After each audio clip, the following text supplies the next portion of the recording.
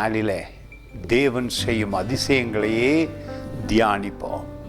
தேவன் உங்களை விட்டு விலகுவதும் இல்லை, உங்களை கை விடுவதும் இல்லை.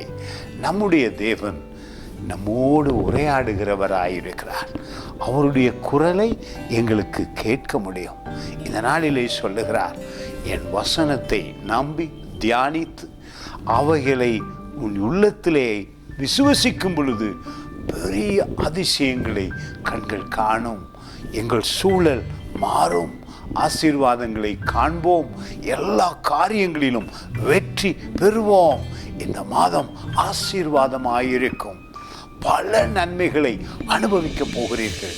அருமையான வசனம் சங்கீதம் 3வது வசனம் என் உள்ளத்தை தொட்டது. உங்களுடைய உள்ளத்திலே தியானமாயிருக்கட்டும் இந்த வசனம்.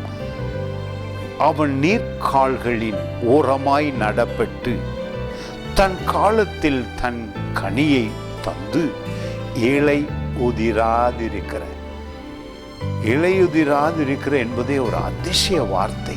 உலகத்திலே பார்க்கிற மரங்கள் எல்லாம் இலை உதிருகிறது. ஆனால் வேதத்தை படிக்கிற மனிதனுக்கு தோல்வி இல்லையா? மரத்தை போலிருப்பான், அவன் செய்வது எல்லாம் வாய்க்கும், அவன் வளருவான், அவன் கனி கொடுப்பான், அவன் ஆசீர்வாதமாயிருப்பான், வெற்றியை காண்கிறான். நிச்சயமாக இந்த முதல் நாளிலே, மாத ஆரம்பத்திலே, ஆண்டவரே உம்முடைய வார்த்தையிலே உயிர் இருக்கிறது, உம்முடைய வார்த்தையிலே வல்லமை இருக்கிறது. என் இருதயத்திலே தியானமாயிருக்கிறேன். உம்முடைய வசனத்தினாலே என் மனதை புதிதாக்குகிறேன். இந்த மாதம் நான் ஆசீர்வாதமான காரியங்களை காண்பேன் என்று விசுவசிக்கிறேன்.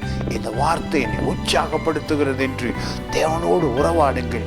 அவருடைய வார்த்தை உங்களோடு உறவாடும் பொழுது அதிசயங்களை ஒவ்வொரு நாளும் காண்பீர்கள். God bless you.